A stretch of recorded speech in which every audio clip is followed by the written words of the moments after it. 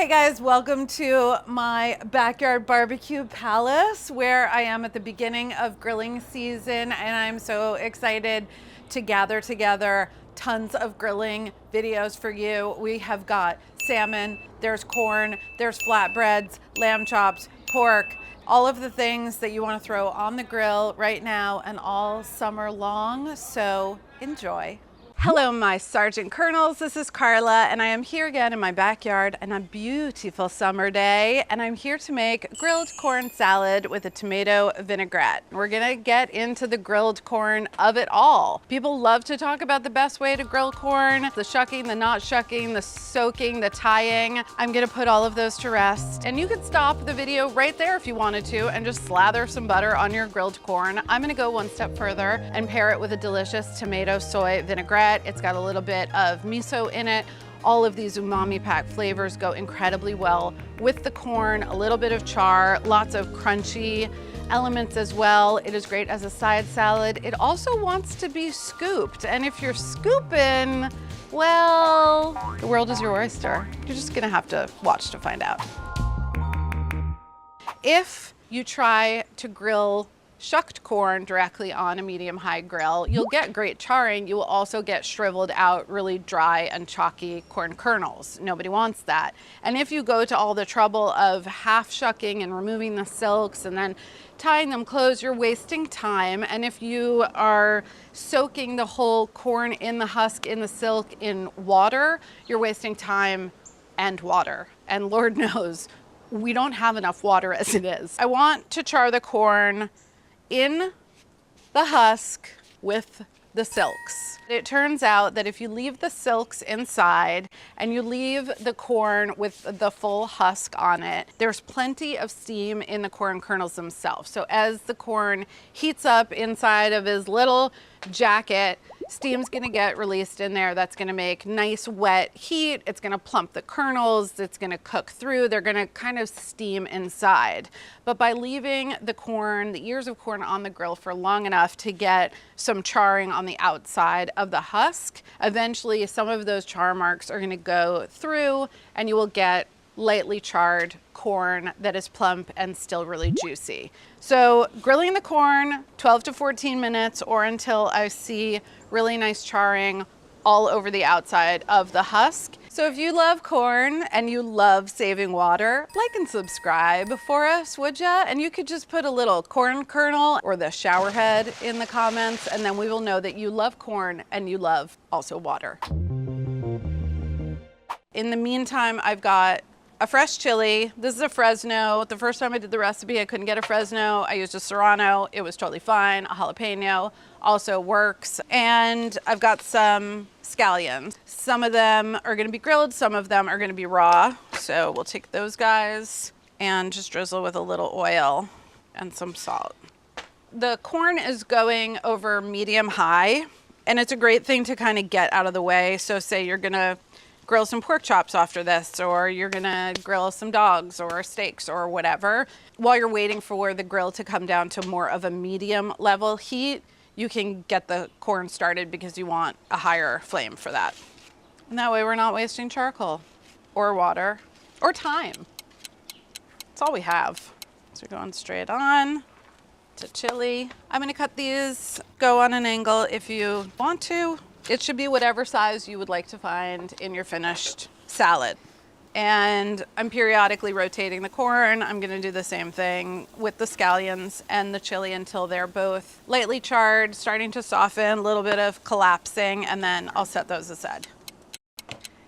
The corn's ready to come off. Really nice charring. Some sides a little bit darker than others, but I have color on all sides. And where it's like the darkest on the outside, you'll also get a strip of charred kernels. And it's nice to have a mix of some that are like sweet and bright yellow and plump, and other guys that turn the corner to dark brown or a little bit charred.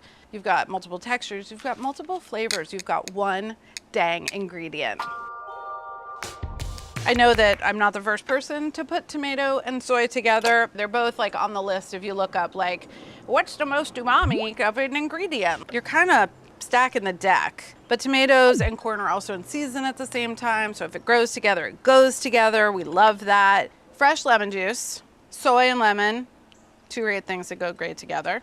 I'm going to add rice vinegar, soy sauce, use tamari. This is white miso, white or yellow, I think are the best choices. Something that's like definitely there, but not too robust. And so you could use a blender, food processor, or immersion blender. People who don't like raw tomato, that's a major red flag. All right, we're gonna give this a taste. Good acidity, maybe a little salt. And then add the sesame oil. I don't want to like aerate or heat up the sesame oil too much because we just want to be nice to it like any other delicious oil. Okay, dressing's dressed. Here's the part of the video where I show you how easily the corn shucks and the silks come right off. Look. Look, is the silk making a mess on the kernel? No, it's not. Was that difficult? No. Wow, guys, that was easy. It's still hot. And a little bit of charring. Everything I said was gonna happen, happened. When it's raw, it's very bouncy. When it's cooked, not so much. So normally, when it's raw, I like to put it on its side and do the old like slice away.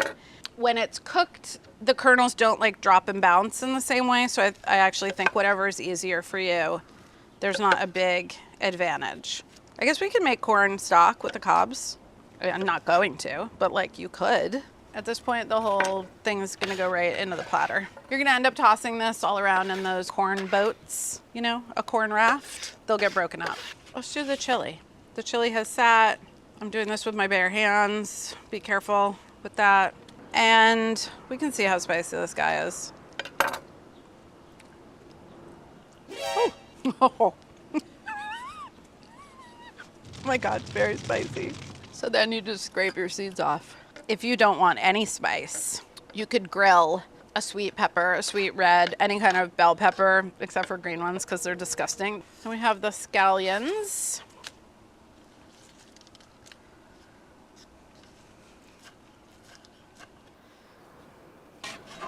The raw ones. I'm gonna season this with a little bit of salt. I'm gonna start by adding half of the dressing. You don't wanna like oversog it out. The dressing holds really beautifully in the fridge, so if you end up not using all of it for this particular salad, you're not gonna waste it. The other thing I'm gonna add is half of my toasted salted pepitas. This is nice because the salad ends up being vegan and nut-free. So half of those have gone in, and now I'm gonna toss. Some of the corn is holding together, like in those little corn boats, which is really nice. I just want to make sure everything is nicely coated. This looks really pretty and gorgeous. I'm going to add the rest of the pepitas on top. So this way, anybody who walks up to your corn salad is like, oh, hello, pepita. Also adding some sesame seeds, which is lovely with our sesame oil, sesame and corn, sesame and tomato, like all of these things just to go. An extra little drizzle of sesame oil, a little flaky salt. Oh, she's so pretty. Grilled corn salad is delicious. It's delicious on the side. Great, again, with all of the other grilled things because this is cooling, refreshing, crunchy, bright. So, so good. If you would like to serve this as like a corn salad salsa moment, it absolutely wants you to scoop it. It is happy to be scooped. It lays beautifully in the chip. Corn on corn? Give me a break. I hope you will make it. I hope you will enjoy it. And I hope that it takes you to a magical, corny place.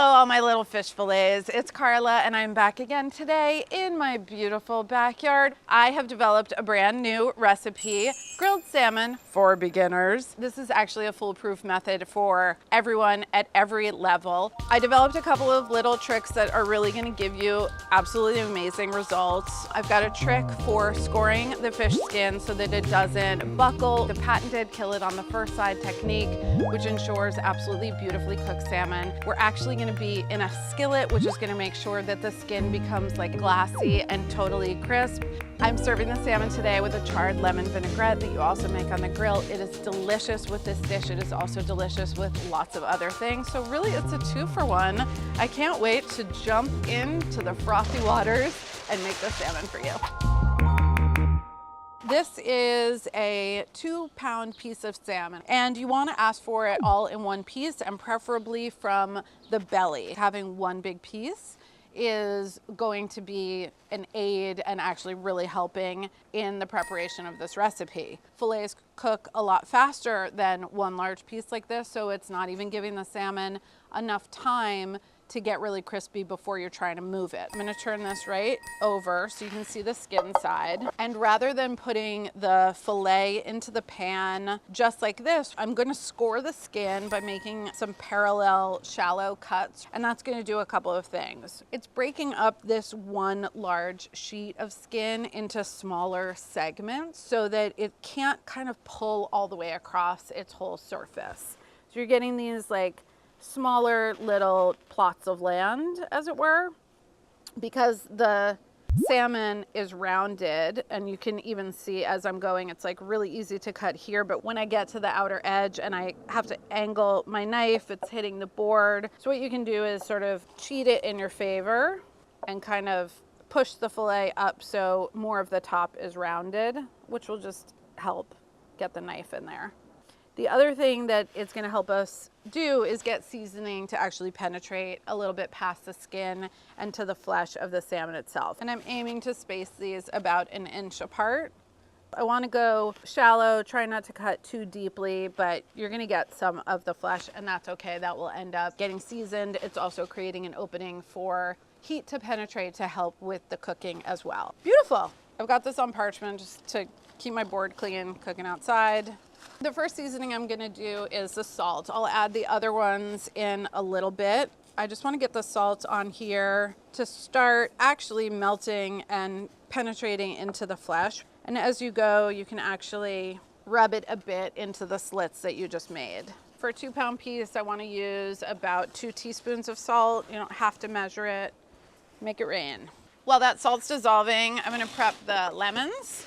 I'm just using vegetable oil on the lemon, a little bit on these cut sides. They have so much natural sugar in them, they're going to exude some of those juices and stick a little bit, but the oil will help with both the browning and the unsticking. All right, you can see that the salt is dissolved. It's like salty water down there. And I'm gonna coat it with some vegetable oil. This is sticking prevention measure number however many, because we have quite a few. I do have a recipe for not scary whole grilled fish in That Sounds So Good. In that one as well, a really generous amount of oil is incredibly helpful if you are trying to break through the fear of sticking. All right, so I have some really pretty Aleppo pepper. You could use gochugaru, you could use urfa, you could use just a little less of a crushed red chili flake. I love Aleppo. This beautiful red color of it will also give it a really beautiful rosy color as well. So it's another reason I love using it. And then also black pepper. Gorgeous and beautiful. I have a 10-inch cast iron skillet that I am using today. The charcoal is set up for a medium-high direct heat, which means I've got charcoal all over the surface directly underneath where I'm going to be putting the food, the skillet. For the cast iron to properly heat up, I want it to sit here for about 5 minutes. How can you find out if it's hot enough? Well, you're gonna take a little bit of the water that you're drinking and flick it on the surface, and if it beads up right away and starts to boil, it's hot enough. Hot pan, hot chick, scored salmon. What could go wrong? We're going in, and we're going in skin side down. You see how it's just sliding? It's just sliding. It's just sliding around. Sizzling, great sign. The first couple of minutes that the salmon is in there, I'm using a flexible spatula, and I'm just gonna push down across the surface to make sure that it's flat. You can tell when it's not flat because when you press down, you're gonna hear hissing and sizzling where the part that wasn't touching now is touching. So on this belly end, I heard it a little bit. This is gonna roll skin side down for 90% of the time, kill it on the first side. So now that that is nice and pressed down, not sticking, I'm gonna add the lemons around the edge. You wanna see a little sizzle right away. These will only take 5 or 6 minutes. They're not gonna be in there as long as the salmon, but they do need time to cool down. So it's good to get them going from the beginning. Team Salmon and Lemon are doing their thing. I'm going to slice this onion. If you didn't have onion, you could definitely use scallion, you could use shallot, you could use a different color onion besides red onion. This is gonna end up being the serving platter. So the onions are gonna go right into the bottom. I'm just gonna sprinkle these with salt and toss them, and they'll get floppy and a little bit juicy while they're sitting down there. And then when the salmon sits on top, it kind of is gonna make a delicious warm onion sauce in the bottom of the platter. While we're here, this is a good time to check on the salmon. I'm actually gonna turn the spatula over, so it's more like a snow plow than a lifter, because when you go this way, a lot of times you'll go right into the flesh. But if you go this way, it's easier to go under. And I wanna slide really gently underneath, okay? So as I lift up a corner, I'm gonna tilt the skillet so the oil flows that way and then flows right under that part that I lifted up. Kinda wanna do that all around. And this is really just to make sure that as the salmon's sitting, kind of gravity is working. It's pushing itself against the skillet and maybe a little steam builds up underneath. That steam, that water, that vapor can be a sticky thing. So you just want to turn that back into an oily thing. Lemons are looking delicious. I'm taking them off.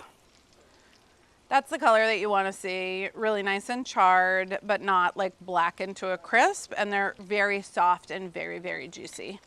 Don't try to juice these right away. They are too hot, so they'll cool down while my salmon is on its last minute or two. You're gonna go off of visual cues, not off of your timer always. We have a beautiful brown crisp edge. We have opaque flesh creeping up most of the way up the side of the fillet. The thinnest side, the belly side, obviously is more cooked. It's less thick. I like parts of my salmon to be really rare in the center, but you're gonna have people over who want it more like salmon skin hand roll, bruleed, and like cooked all the way through. So you kind of get that with a nice big piece like this. So we know that we are brown. We know that we are crisp. Now we just have to turn this over. So I'm gonna use 2 spatulas, but like, honestly, that was like nothing happened, right? It's freely sliding all the way to the center. And I'm just gonna use the second spatula kind of as a guide and turn it onto the flesh side for about a minute. The skillet is super, super hot. The oil is hot. Everything in that pan is happening. It doesn't need to stay on the grill grates at this point. So turned over, beautifully sizzling, and I'm just gonna let it cook here for like this one last minute. We've kissed the second side, and I'm gonna transfer this whole beautiful piece of salmon right onto our onions. That's your presentation side right there. Like any large piece of meat, that salmon needs to rest. My lemon's already rested. Look how juicy. And I can squeeze them now. I think it's really helpful to have a fine mesh strainer for this because the seeds just come flying out. A lot of the pulp is gonna come out too. Everybody stirs with a reamer, right? It's not just me. Tre delicioso. A little salt, little peps. I'm gonna kind of brighten everything up with champagne vinegar, but you can use white wine vinegar. You could use rice vinegar as well. I think cider vinegar would be good. I've been using vegetable oil for everything today because it was cooking over high heat, but for the vinaigrette itself, I have extra virgin. And there's no need to try to emulsify this. This is a broken vinaigrette, so I'm just really stirring to combine so I can get a little taste of everything. It's so fruity. Last thing for the vinaigrette, some really nice chives. I'm doing a little restaurant trick. This is a slightly damp paper towel, and that's just gonna help kind of hold everything together because they're round and they want to roll. I feel like supermarket chives are always very sad and disappointing, but right now in the summer, the farmers market chives are just gonna be like bodacious and gorgeous. So it's a good amount, and that's like, this is almost gonna become like a solid situation. Like there's so many solids of the herbs in this vinaigrette. It becomes really textured. Vinaigrette's done. Salmon has rested. For serving, I like to break this up into more bite-sized pieces, which is gonna make it easier to serve. Another benefit of the scoring is that the pieces will flake apart kind of with those cut marks, and that makes it easier. I'm like not even really using a knife. I don't have to cut through. So I'm just flaking this, and it's just super tender. It's falling apart. That skin is so crispy and it's so like nicely adhered that all of the pieces you're gonna pick up, you're gonna get beautiful flesh and you're gonna get crispy skin. So those onions that were underneath are now like softened, juicy, dressed with like delicious salmon fat. What's not to love? I'm just gonna season the inside of the flesh that didn't really get the salt from the beginning.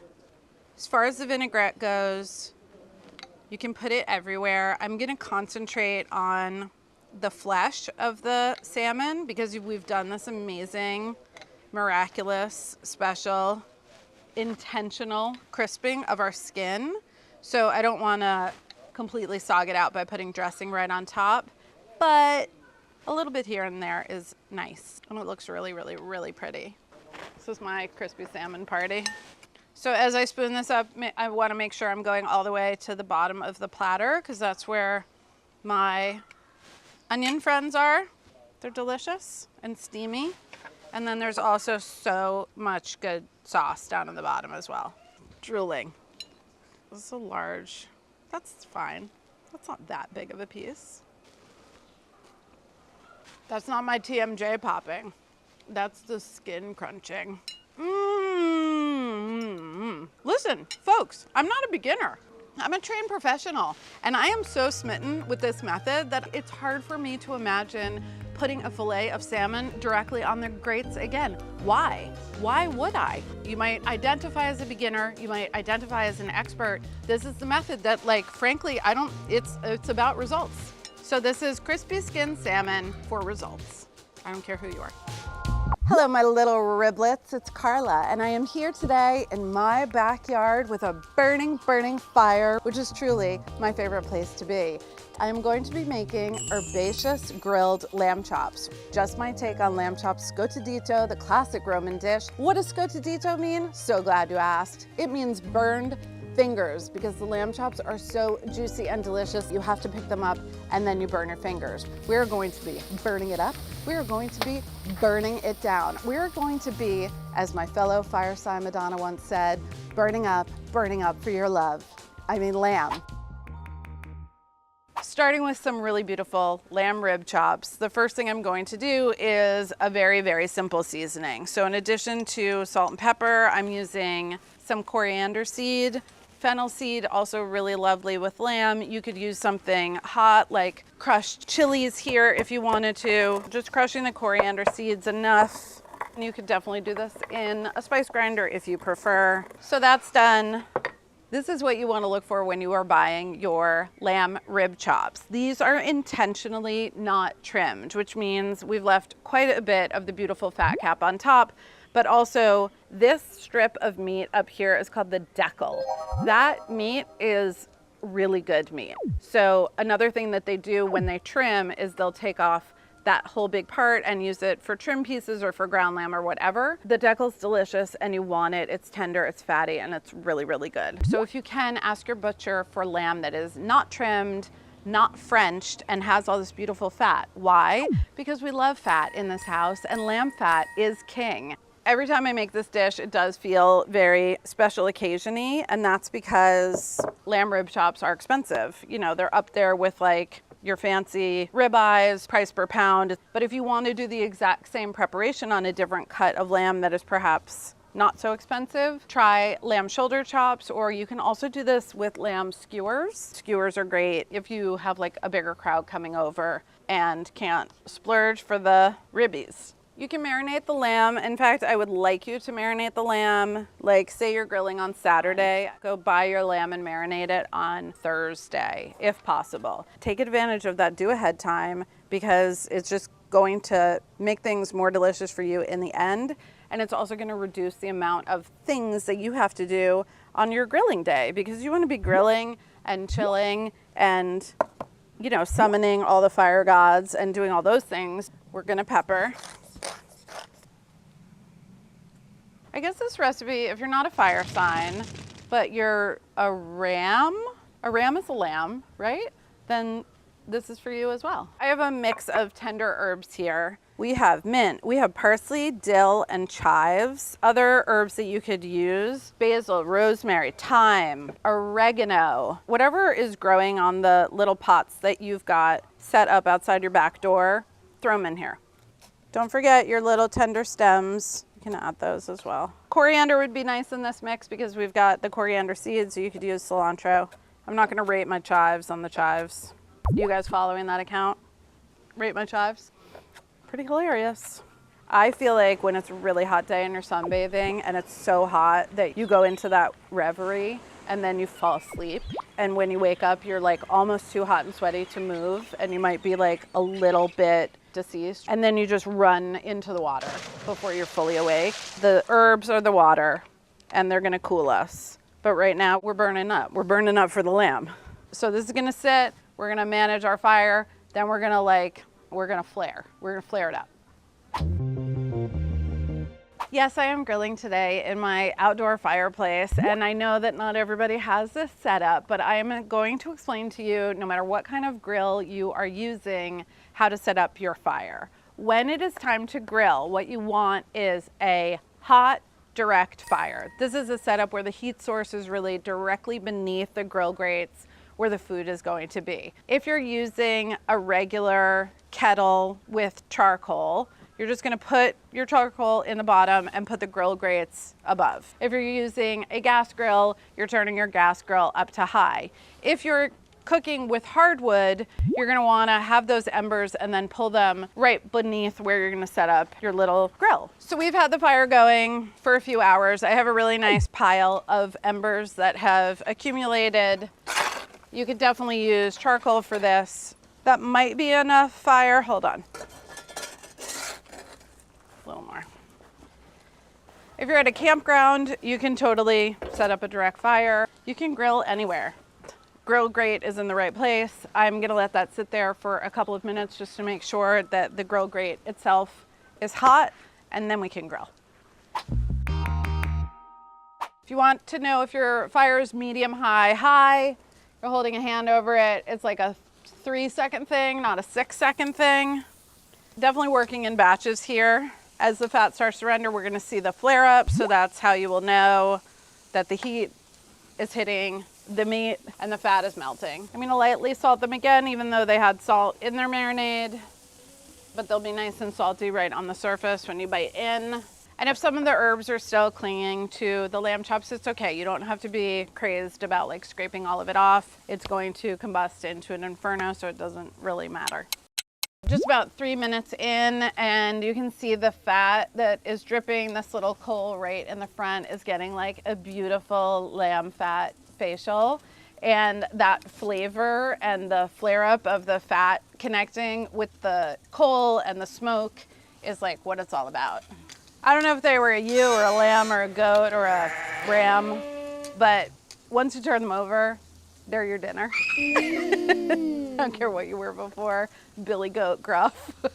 I'm gonna turn them back and forth, a little bit like the frequent turning method for steak and pork chops that I've demoed before. Going back and forth, 2 minutes here, there, but after about 6 or 8, they should be beautifully cooked, really nice color. I don't love lamb on the rare side of medium rare. I like it more to the medium rare. If you want to take the temperature, that's going to be around 125. You know, you want your lamb pink. All right, we're around the 7-minute mark. So on this flip, I'm gonna also rotate them front to back. If you have like a hot area of the grill, it's good to kind of keep everybody moving for even cooking. Here, obviously the back of this oven is also radiating heat, so the guys in the back are getting more cooked. So I did promise you at the beginning of this video that we are going to harness the power of fire. Fire in its cleansing properties, fire in its enraging properties, fire in its like fire you up properties. To all of you watching at home right now, manifest something in your life that you either want to enrapture or that you are ready to burn it up, burn it down, get it out of town. Through the power of fire, obviously. First batch ready to come off. They look amazing. You could understand how you would want to pick them up right away and burn your fingers. Even though their namesake recipe, Scotadito, would encourage you to do that, I want you to let the meat rest for like 5 to 10 minutes. It's gonna let the juices redistribute. We'll start another batch, let these hang for 5, and then I promise I will eat them with my hands. Round 2. Wow. Yeah. Oh.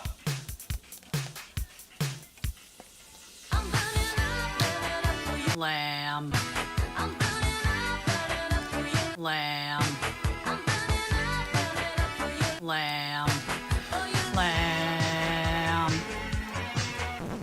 Whoa. Oh, I didn't know you guys were here.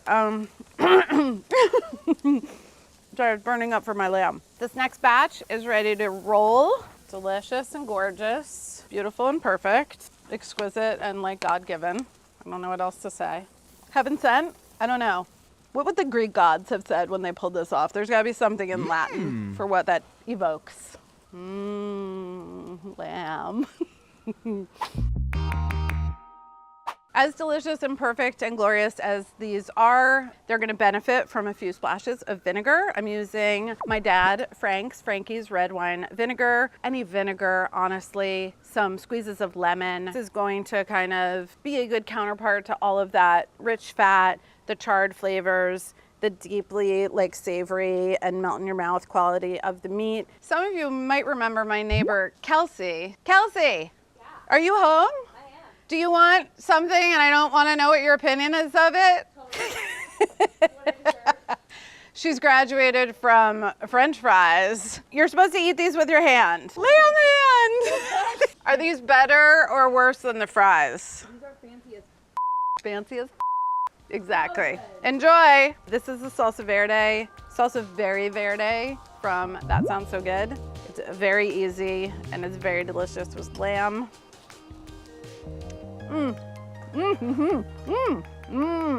Oh my God, this is ridiculously good. Any meal that you have with your friends where you have to eat with your hands, you're gonna fully commune. You're gonna be closer to each other. You're gonna be closer to the source. If you want to go all the way back in time, but all the way forth with the strength of fire at your back, you should make these lamb chops. Are we rolling? We're rolling. I dare any of you to stand here. Currently, right now, it's just a first degree burn. It's gonna be fine, but it's real. It's real hot. I'm burning up for my lamb. Hey guys, it's Carla. I am here again in my kitchen for another episode of That Sounds So Good. Today, I'm going to be making charred flatbreads with whipped ricotta, mushrooms, and scallions. What are these asparagus doing here, you might ask? You'll find out later. I am indoors at the moment. We will soon be outdoors where we're gonna fire up the grill. Today we will take our love of grilling, our love of our vegetarian friends, our love of vegetables, and our love of fire, and combine them together so that everyone can join the grilling fiasco. I mean, inferno. Might be a fiasco, we don't know. The first thing I'm gonna do is make the flatbreads. And I know that making your own bread could sound intimidating, but it's really not. If you can make a pancake, you can make the batter to put together this little flatbread dough. This recipe is from the weekend section of That Sounds So Good. When I'm grilling, I really love to get stuff sort of knocked out at the beginning before people even come over, so that when I'm grilling, I'm chilling. You know what I mean? So the first thing is getting the flatbreads done, because they can hang out for hours until you're ready to grill. This is equal parts whole wheat flour and bread flour. Whole wheat flour gives these like a nice nutty kind of depth of flavor. The bread flour helps to give them structure and chew. But if you wanted to use 100% all-purpose flour, you could. They will not have that same like nuttiness and color that you get from the whole wheat flour, but who cares? And if you don't use bread flour, they're going to be a little bit fluffier and a little less chewy. Also delicious. I poured a bunch of flour into this, but it's totally fine. I'm seasoning the flour with spices. So this is cumin seed, about a tablespoon. I've got baking soda, baking powder, so those are going in.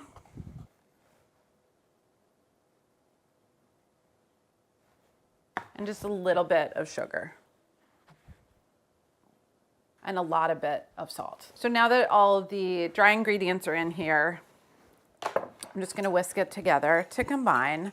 I did this recipe when I was working on the development with lots of different spices. I ended up with cumin because even a little bit of cumin seed does impart a lot of flavor. As my friend Andy Baragani says, cumin is obnoxious. And what he means by that is like, when cumin's in the room, everybody feels it. But I've also done this with a mixture of turmeric and Aleppo pepper. You could use coriander seed and fennel seed. Paprika would give it a really nice, like burnished color. So just play around. It's a great way to use up spices. And also you could leave the spices out if you want to. Now, wet ingredients. This is Greek yogurt. This is gonna give it tang. It helps with tenderizing. It's also a liquid ingredient and it's got fat. So the yogurt is kind of doing a bunch of things here. Extra virgin olive oil. If you wanted to use regular vegetable oil because you didn't have extra virgin, you certainly could. You could also use a melted fat like ghee. And I also have just a little bit of regular cold water. I can already smell the cumin. The thing is, cumin is a strong flavor, and cumin as a guest might be slightly obnoxious, but I personally like the personality of the cumin, and I want to know that it's there. So big personality, big spice, you're invited. You can customize this dough. You can use all different kinds of veggies. You can put different spices in it, and you can invite different friends. You can invite your veggie friends, you can invite your omnivorous friends. If you have like a hippie friend in the group, because we've got some whole wheat, we've got some yogurt going on, that person might want to hang. And then everybody has the friend who is invited to the grilling party and then wants to do the grilling themselves, right?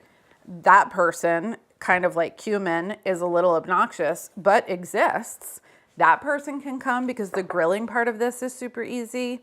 All right, so now that things are sort of together, the dough still feels wet, there's some crumbly bits, I can switch over to bringing this together by hand. I think a lot of vegetarians show up at grilling parties with a freaking tofu dog in their backpack because nobody ever thinks about them. And they think that they're gonna have to bring their own food because the only thing that ever gets grilled at a grilling party is a pork product or a beef product or a poultry product or even a swimming product. And that's just not true in this case. So the dough is basically there, it's together, it feels elastic, it feels smooth, it's not sticky, it's not dry, and it's holding together. So the dough needs to hang out for at least 20 minutes, but could go much longer, hours ahead. The dough needs to rest because of the gluten. If I tried to roll it out right now, it would snap back on me, but it can go longer than the 20 minutes. So you have a lot of freedom to organize your day however you want. If you have a container with a lid, that's a great environment for your dough to be in. You just want it airtight. You could also just wrap it in plastic wrap, and it can hang at room temperature.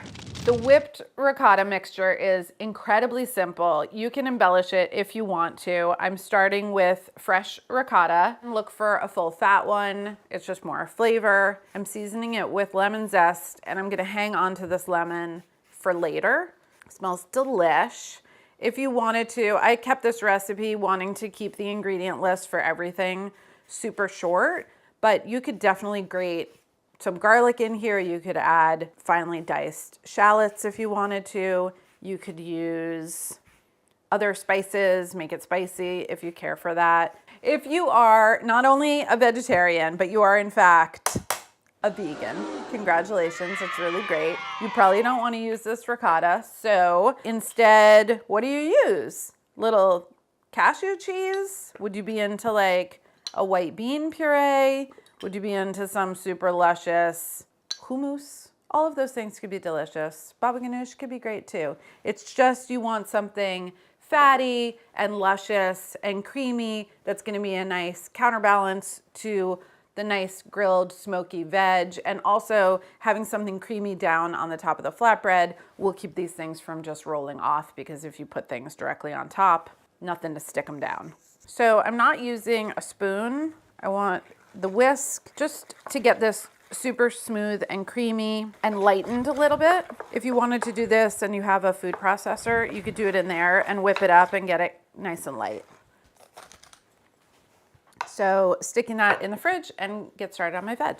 It is springtime here in Brooklyn, so I'm using springy vegetables today on the flatbreads, and they're going to be grilled. My indoor work is just kind of trimming them up. So for the mushrooms, these are oyster mushrooms. They're in nice clusters. I want to keep them in pretty big clusters so that grilling them is easier. They don't fall through the grates. They stay nice and juicy, but just taking off any brown or tough parts of the stem in advance. Other spring things that would be really incredible are all of the snap beans, the sugar snap peas, string beans, Romano beans, delicious grilled. You could also do this with grilled radishes or turnips. Sounds weird, but it's delicious. Grilled carrots, also super tasty. So you could do all of those different veggies and just do the same thing, trim them up, give them the same treatment. And if you had leftover cooked vegetables in the fridge, you could also use those as your topping. I don't know how you snap asparagus, but the way that I was raised, you kind of feel along the stem until the asparagus kind of naturally wants to snap. Then I also have just the most amazing scallions you've ever seen. And these I'm going to grill whole as well. Can chop them up afterwards. The roots are actually very delicious. I mean, these hardly need anything. They get like caramelized and they taste like little caramelized onions. So now that the veg is cleaned and prepped, it's getting the good old olive oil, salt, and pepper treatment. Truly my favorite treatment at the vegetable spa. And this as well, you can do this. I wouldn't do this the day before, but hours before, and let your vegetables kind of marinate in their seasonings. Definitely delicious. Same thing, scallions have been lubricated and peppered and salted. This would be the time in flatbread party day that you can hit pause. You can go hang out, you can take a nap, you can watch TV, you can do a really cool hairdo and makeup, whatever you want to do. You don't need to really get your grill going for a couple of hours. You could do it in 10 minutes or you could do it 3 hours from now. So decide what kind of a window you want to give yourself, and when you're ready to cook, fire up the grill. As usual, I am out here in my wood burning oven, which I love and is wonderful and fantastic. But if you don't have one of these, turn your gas grill on to medium high or just set up your regular kettle grill for the same kit and caboodle. I've had some logs going for a little while, so I've got a nice bed of coals. When I say direct heat, what that means is you're gonna have the flames or the heat source directly underneath where you're cooking the food. Sometimes you have the heat source off to the side so you can have kind of surrounding heat. In this case, we want maximum heat directly below what we're cooking. All of the vegetables are gonna cook at slightly different rates, but if you have the real estate, you can put them all on the grill at the same time.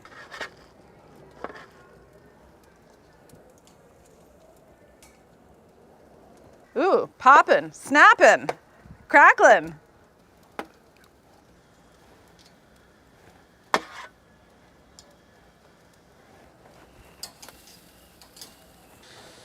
The scallions took the least amount of time. They were closest to the fire and they are the smallest.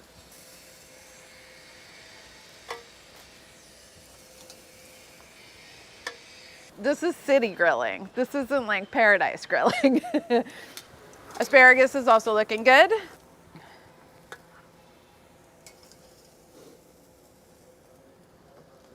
Some of my mushrooms look ready. How do you know when your mushroom is ready? I'm looking for golden brown color. I'm looking for a tenderness. I'm looking for a juiciness. There's always going to be hot spots in your grill. There's going to be parts that are a little bit hotter than others. Another thing I love about grilling is like you're not spacing out. You didn't stick a cake in the oven. You're cooking, you're watching, you're listening to the sounds of construction, but also the birds and also the sizzling.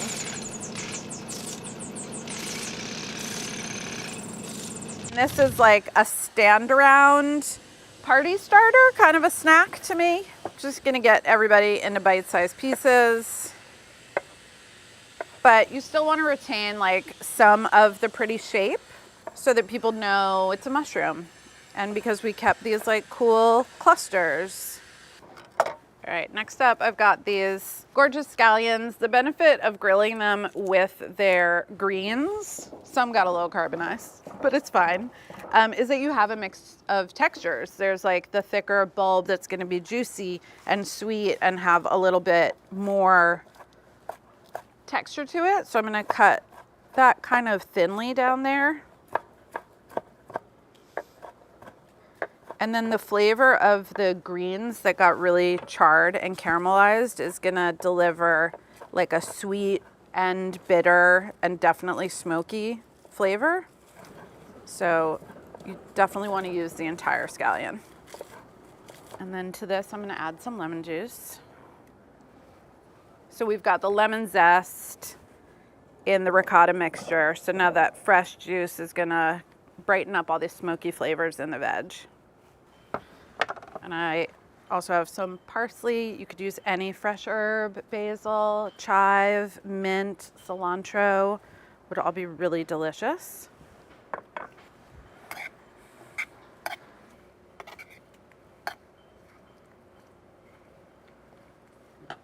Here's my bonus asparagus.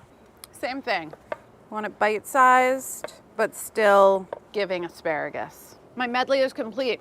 It's time to flatbread. The cumin seeds became like a gorgeous green color, which I've never seen before. It's very relaxed now, as we all are. And I want to get it into 4 roughly equal pieces. Obviously, if you're having more vegetarians come over, you can double this quite easily. They're not going to be in a shape. I just want to say that up front and set expectations. I mean, they're going to be a shape, but like not an intentional shape. Is it a continent? Is it a country? Is it somebody's tongue? Is it a shark tooth? What does it make you think of? Okay, I like that shape.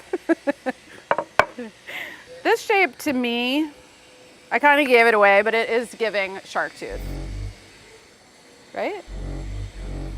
I've seen enough shark tooth necklaces to know. Ready for Flatbread Nation. The olive oil is going to give it flavor, it's going to conduct heat, and it's also going to prevent the flatbreads from sticking when they go onto the grill. This only takes a couple of minutes. I heard a tiny sizzle when it hit.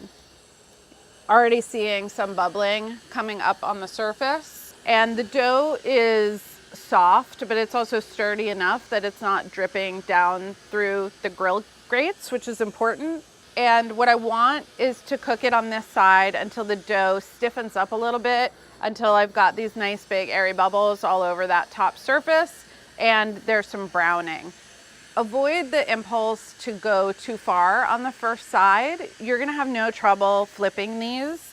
And if you take it too far, you'll lose the elasticity and the moisture in the dough. And then that second side will just be tough instead of airy and light and fluffy.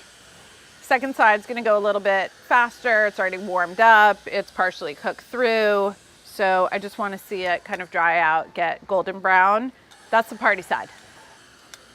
While this one cools down, I'm gonna get another one going right behind it. The funnest part is now upon us. All of the components get to come together. It's a party on a flatbread. It's a party in your backyard. So starting with my whipped ricotta, I'll do the mushroom scallion first. Everything is always better with a little more olive oil, a little flaky salt. I've given myself a geometry problem here. I think I'm gonna go this way. So there's like nice airy floofiness. There's good charring bits on the end. I have lovely bite-sized toppings. I can just stand around and chill and eat this.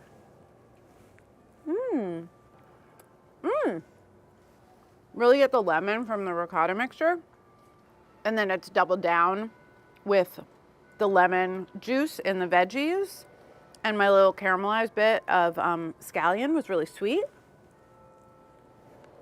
As I'm eating it, I'm like, what's that other flavor? What's that like other lemony, peppery, funky thing? Cumin seed. The cumin seeds in the flatbread. So delicious with all of the veggies and the other seasonings. Okay. Let's make an asparagus one, just for fun. Love him. It's so springy, but like asparagus, lemon, ricotta, classic. Classic combination, classic for a reason. Seasoning the veg couldn't have been easier. Salt, pepper, olive oil. Making the flatbread, we might as well have been making pancakes. It was so easy. There was a little bit of kneading. It was great and delicious. And then you just get to come hang out by the fire, keep the party going, stoke it up, flip it down, turn it over, put the schmear on, and eat it. It's great. Invite your vegetarians over and convert your omnivores. And there's absolutely something for everyone except for the people who are gluten-free or vegan. I'll get you next time. Hey guys, it's Carla. I am here again in my Brooklyn backyard for a special grilling episode of That Sounds So Good. Today I am making grilled chicken legs with warm spices and long beans with vinegar and basil. Kind of a twist on like barbecued chicken and a fresh bean salad, but totally different. If you thought that I wasn't gonna be able to talk about a legume in a grilling episode, you are wrong. Long beans, thank God, are legumes. And you guys know how much I love a bean. You might be buying your long beans labeled long beans. Sometimes they're labeled Chinese long beans. Sometimes they're called yard beans or snake beans or cow peas or Bodhi beans. There's like other names too, but I ran out of room in the head note for the book, so I had to stop talking about it. But they are really cool. They're really long. They have little beans in them. They're in season in the summer. You might see them go from light green to dark green. Some people say the light green are more tender, but I'm gonna do something to them so that they get tenderized. And they're really fun to grill and they get like delicious and juicy. The other great thing about grilling them is that they're too long to fall through the grates. So if you've ever tried to grill snap peas or green beans, and then, you know, you just lose so many guys to the dungeon. That's not gonna happen with these. So to trim them, I'm just taking off, I guess what would have been their stem. They grow with like these big vines. Okay. Eaten by themselves just like this, they're gonna be pretty tough. They're like fibrous. They don't have the nice thin skin of a snap bean. So I'm gonna get them in this bowl. Yeah, I gotta get this last batch into the bowl. Okay. All right, so for seasoning and then a braiding, I've got kosher salt, a good amount of olive oil, some peps. I enjoy these sorts of tactile things. You want to get in there with your hands and start like bending and squeezing. It's like when you're at a rave and you got to activate your glow stick. It's kind of like that. So you're gonna squeeze these. You can bend them, you can bash them. That just helps kind of break up this fibrous layer and it starts to tenderize them. I'm seeing a difference. There are these dark green kind of mottled spots. It kind of looks like the shell of a lobster. You know how it has that like speckly green? And they're just softer. They're like noticeably softer. Great. I feel terrific about my squoze and beans. Okay. Here's the thing. The beans want high heat. My chicken wants medium heat. Sometimes it can be very hard to get all of your grilled dishes off of the fire at the right time together. In this pairing, it's great because your fire is going to start very hot and then come down. So when it's in its very hot phase, you're going to do the long beans. And then when it comes back to medium, then it's chicken time. And then you don't have to like refill a charcoal or anything. You get 100% of the life of that fire in these two recipes. Juiced up about it. You know what's wrong with barbecue chicken is that it is often in a wet and sugary and tomatoey and sweet barbecue sauce, and that burns. And this is why a lot of people have trouble grilling chicken. I am not going to do that today. I'm going dry spice, which is a place that I love to be, starting with cumin seeds. I have star anise, which are beautiful and magical and special and so cool in a very cool nature is really cool kind of a way. Star anise, if you haven't had, this has like a black licorice flavor. So if you don't have star anise, you can use anise seeds, you could use fennel seeds, and if you really, really hate the vibe of that licoricey flavor, leave it out or switch to coriander seed, which is a slightly different vibe. So before these go in the spice grinder, I'm just gonna break off the petals. To that, I've got ground turmeric, ground cinnamon, and Aleppo pepper. Cinnamon and ground turmeric you could see combined in like a Moroccan style spice mix. You will see star anise and cinnamon together with other spices as part of a Chinese 5-spice. What those have in common and what's very different from like a tomatoey maple molasses vibe is going more into like warm, toasty baking spices. These spices are already ground up, so I don't need to add them. I'm just gonna grind these guys first. If you have a mortar and pestle and you feel like bashing and banging, then do that. Coolio. So it's sandy, fine, aromatic. Adding that to that. The turmeric and the Aleppo are gonna give the chicken kind of just the most gorgeous golden brown color. Really rich and warm and terracotta-y. All right, before I put the spices on, I'm going to season with kosher salt generously, both sides. The other thing that just absolutely sucks about grilled chicken is that people are often grilling chicken breast. And if you have not seen the shade that I threw all over chicken breasts in my other video, you don't already know that I just find chicken breasts to be not the best part of the chicken. Let's put it that way. The leg and the thigh, that's the best part.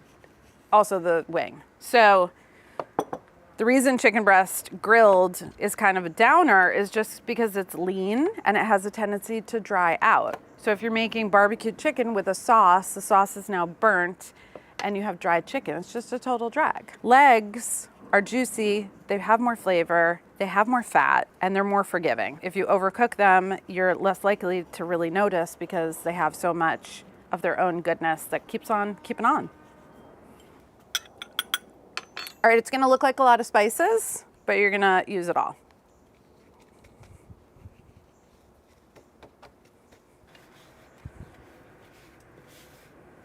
We're gonna do my patented chicken dance now. It's a weird dance because you have to get the whole side of your thigh down on the surface, but the chicken can do it. If your spices start to bounce off, which mine are because my chicken was a little dry on the surface, I'm gonna add a drizzle of oil. Great, perfect. Wouldn't have done it any other way. Chicken dance for the win. Okay, those are ready. Let's go tend to the fire. What I have here is a very high heat grill.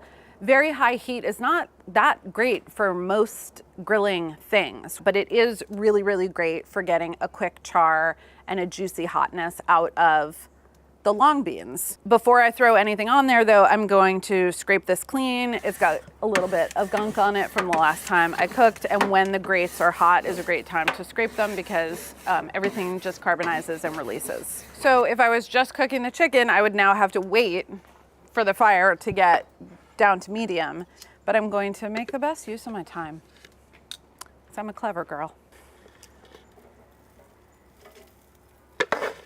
Do you see how they're not falling through the grill grates?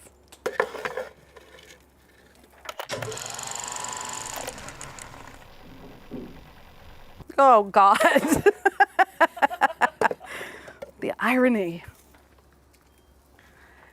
Thou shalt be cleansed by fire. Whew. If only it was that easy for the rest of us. Sizzle. You should take somewhere between 5 and 7 minutes, so it's not very long, and you don't want to walk away. Just turn them occasionally.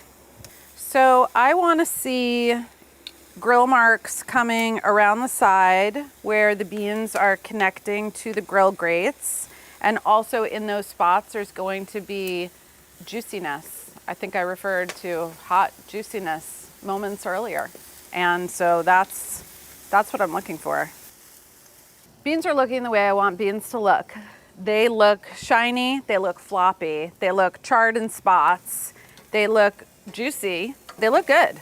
Listen, if you're intimidated about grilling, I just want you to think about grilling like any other cooking. Grilling is heat and time. That's all cooking is ever. All the gradations of the heat and all the gradations of the time. This has heat, time is always happening, so that's really all you need to know. If you can control the heat, or at least have an awareness of the heat, then you will just have to go with time because we can't control that. On the plane of being that you're on, you're gonna be sort of the heat sorcerer in your life, and then you just have to be one with time and kind of know what's going on and not space out. That's it. That's all cooking is. That's all grilling is. That's all sunbathing is, frankly. Great. Love these beans. Okay, so while they're still nice and warm, they're gonna get seasoned with crushed red pepper. This combo of the heat and the vinegar and the basil was very much inspired by a fresh bean salad that I had at a restaurant called Missy in Brooklyn. It must have been several years ago because it was pre-Panny. And I remember it very clearly, and I took a picture of it, and it was delicious. So thank you, Missy Robbins, for inspiring the flavors in this dish. This is a very bright and tangy red wine vinegar. This bright vinegary flavor is gonna be a really nice combo with any grilled dishes because of the smoke and the deepness and the savory flavor. So that's why it's always really nice to have like a bright, crunchy, vinegary thing. Okay, let's try a bean. I am gonna throw a ton of basil into this, but I don't wanna do that until the chicken is close to being done because it will wilt. So the beans wait for basil and we grill chicken. Here's what happens when you light coals. They go from inferno to very high heat. That was long bean territory. And then they keep going down, medium high, medium. And we're gonna capture that in between time as heat sorcerers. That's what's happening. So able to hold my hand over 4-ish seconds. That's a medium high. And I'm going to cook the chicken over this level of heat to give it time to really cook all the way through. Nobody likes raw chicken at a barbecue, as it turns out. And to let the fat render, and to let the skin crisp, and to let these spices get nice and toasty. We're not jumping all around, we're not having a flame shooting, we're cooking, and we're being chill about it. The total cook time on the chicken is gonna be somewhere between 25 and 30 minutes, but right now I'm just gonna ride this mellow, medium heat situation. I'm giving these a first flip and a little reposition. The skin side is getting nicely colored, and I don't want the skin to burn. My chicken looks amazing. It's really beautifully brown on both sides. The skin is super crisp. The timing is aligning with what I wrote in the book, but really the best way to tell if the chicken is done is to take the temperature. And there's no like glory in trying to guess and being wrong. So I very much endorse having a digital thermometer and using it to check the doneness of your meats, because it's a really big drag when they're not cooked through.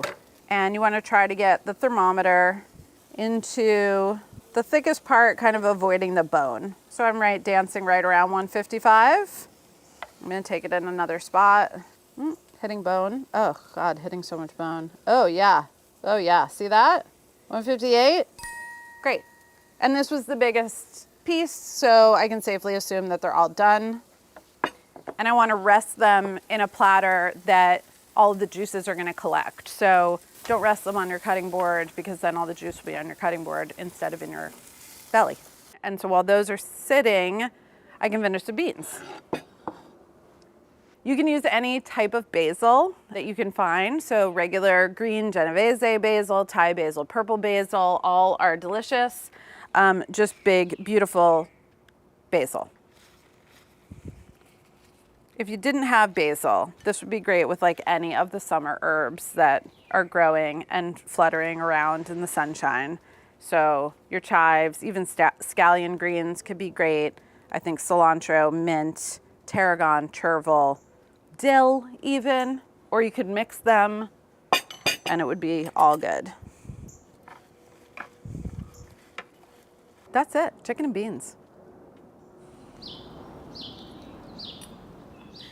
Okie dokie, smoky, literally, very smoky. We came, we saw, we slayed, we harvested not only long beans, but also tamed fire. We rode a time continuum, we went to the other side, we got burnished, beautiful, lovely chicken and vinegary beans, and I'm gonna take a bite.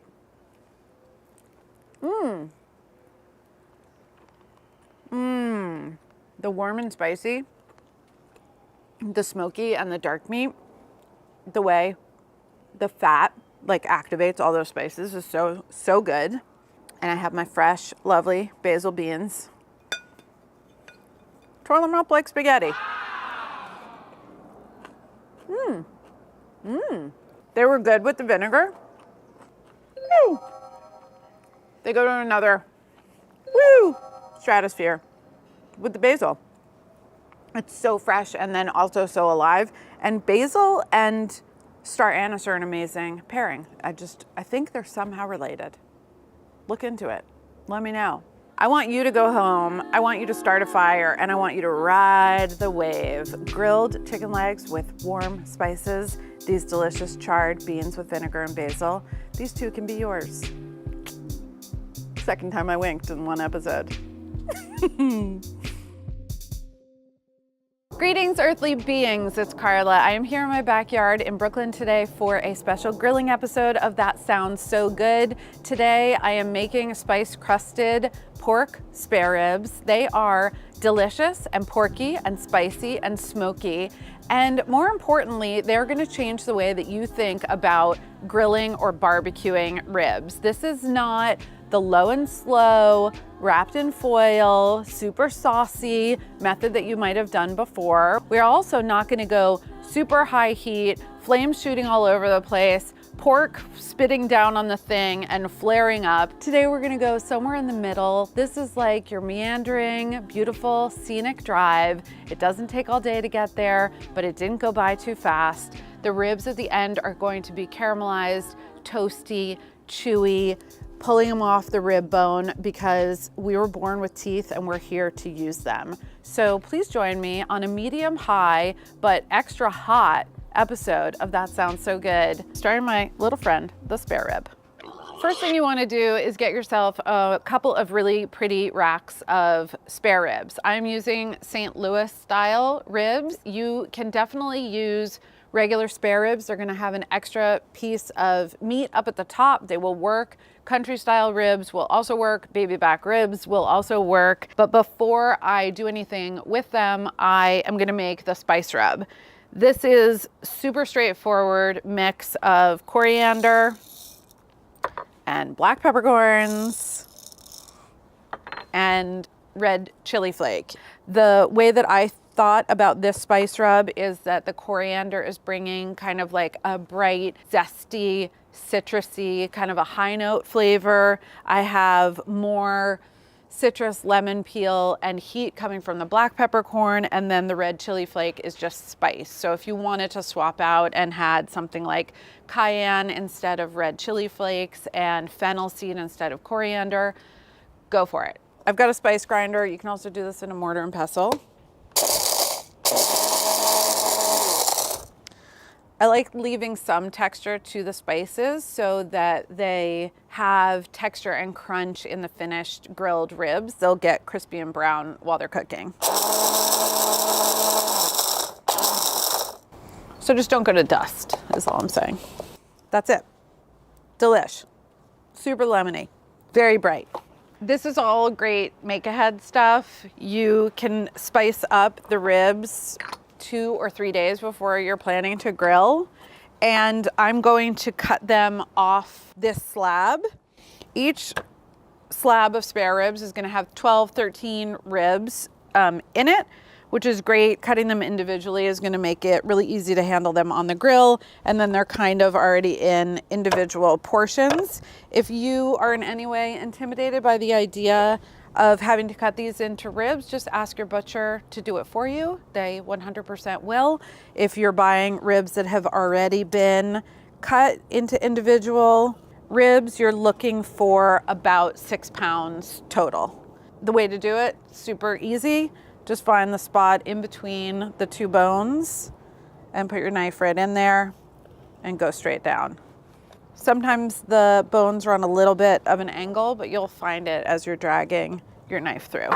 As a summer baby and a fire sign and a full-blooded Italian, I do love fire. And I love fire in the winter. Like, it's nice to be in front of a fireplace, but I really, really look forward to cooking outside in the spring. And actually, for people who live in this Northeast or any place that has seasons, summer is a terrible time to be grilling. Just absolutely the worst. Spring, fall, early winter, that's when you want to be grilling. It gets too hot. And we're all out there trying to grill at Labor Day. It's too hot. Should be grilling right now. Yeah, I love to play with fire. When I was a kid, I liked to play with candles. I still do. My children, whenever it's outdoor grilling season, even when they were little, I would have them come out here and hang out with me. And on occasion, play with fire. I did. There's a fire extinguisher right down there, but I did let my children play with fire. I actually used to give this to the children, and I would put it on the ground and I would let them shovel coals out of the fire and put it in there. I feel like they need to learn one way or another. It was a good way to get them to hang out with me. And it's a good way to get your child like off a screen by telling them that if they hang out with you while you're cooking, they can play with fire. Super effective. Okay. Gorgeous and beautiful. Before I even put the dry spices on, I'm gonna season the ribs all over with salt. And I'm following approximately my teaspoon per pound and like a little bit more so that these are super seasoned. These are beautiful and coated with the salt. I always like salting separately just to make sure that it really got everywhere, doesn't get brushed away with the spices. This is an awesome rub for any pork. You could use it on pork chops if you wanted to. I also think it would be great on lamb chops, beef ribs, very all-purpose. Okay. Ooh, cherry blossom fell onto my pork ribs. That's what happens when you cook in nature. Better a cherry blossom than a bird blossom. People always talk about grilling outside as like, oh, your kitchen won't get smoky and you won't like get, it's not really about like, oh, sure, my kitchen's not getting smoky, but that's besides the point. I'm outdoors. I'm like, this is the most elemental, essential, primal, rewarding, fun way to cook. It's the best. Outdoor kitchens. It's like, this is the dream. Outdoor kitchen, outdoor shower. The dream. I'm gonna drizzle. This little bit of oil will just help coat everything and will help keep the spices adhered. And then I really won't need any more cooking fat at all during the cooking process. So I'm just turning those over so that they're coated lightly and shined up. These look beautiful, glossy, crusted, spicy, meaty. They already look juicy. I'm gonna let these sit for a couple of hours before I get cracking. In the meantime, I'm gonna make sure that my fire is exactly where I want it to be, and I'm just gonna kinda turn up the heat, if you know what I mean. This method for cooking ribs is not a scorch and burn, and it is not a low and slow. It is right in the middle. I realize this setup that I have going here today is not maybe typical, but the way that I'm going to set up the coals will apply to any grill that you are grilling on. We want medium direct heat, and if you need any kind of a primer on how to set up your charcoal grill, watch the video that I already did on that, and it is very straightforward, and we'll show you exactly how to do it. So I have a beautiful big bed of coals back here, and I'm just gonna position them directly underneath where I'm setting up my grill so that I have direct heat. I love cooking over medium because it gives me time to like actually cook, enjoy the process of cooking, not burn my food, be able to watch my food transforming, get to see all the sizzles, the browning, the caramelizations. And also, we're cooking outside. We're gonna be in nature. This is when you commune with nature and get touched by the fire gods. I can replenish as needed as I go.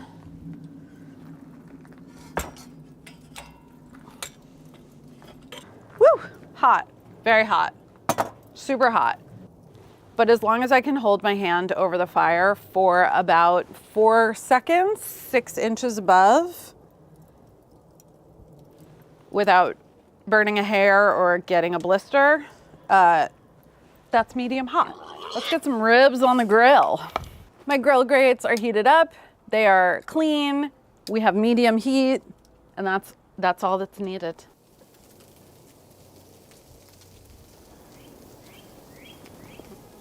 The sizzling combined with the bird chirping. Does it get better?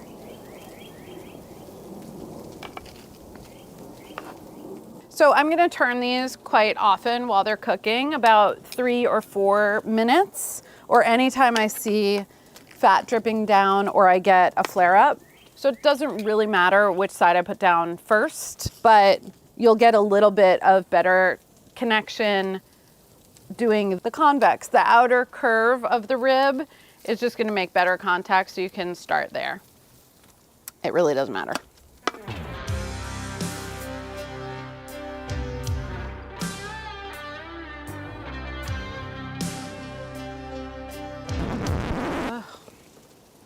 Wow. Sorry, I just went to exit 97 Rib Reverie, right by River of Ribs. Beautiful place. Trickling stream, fluttering breeze, a couple of ducks.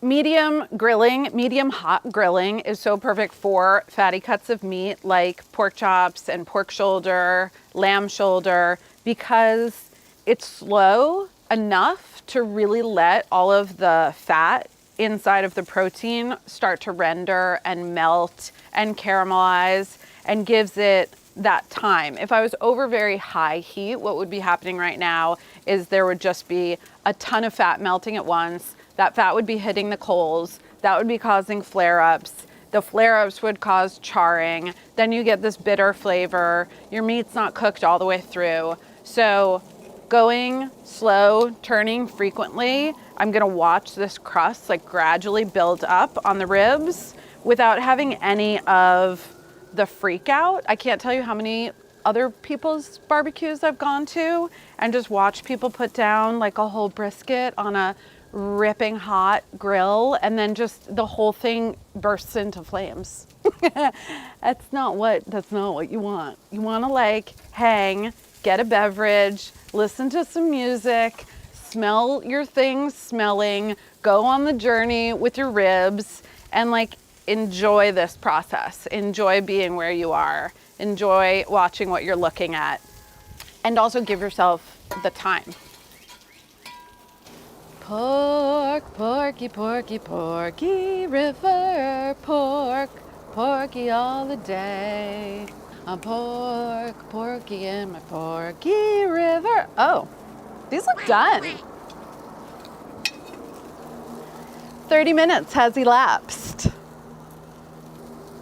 Look at that caramelization. Look at that roasty, toasty. Look at that rendered fat. Oof. Mmm. The juices. Toasty, roasty, fatty, spicy, ribby, rivulets. It's not the lowest and the slowest, but I've always been a medium. Really, when in doubt. So these are gonna have a texture similar to the way the rib bone feels when you're eating a pork rib chop and you have finished and you've got that ribby left. You're getting that, but you're getting it all over.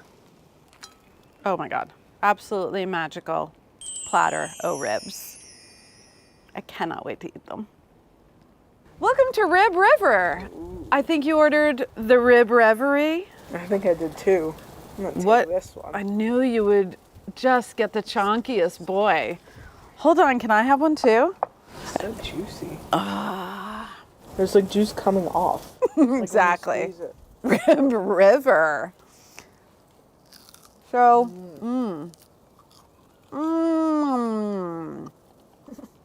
You're a real ribman.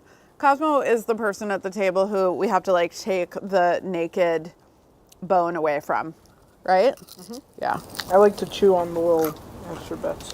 You like to chew the fat a little bit. They don't understand.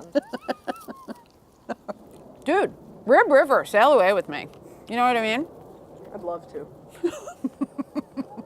Hit that like button, subscribe, turn on the notifications, do a comment saying how great the ribs were when you made them. We love a comment. Smash it. Every new subscriber, we give this kid a rib. Subscribe. Please do.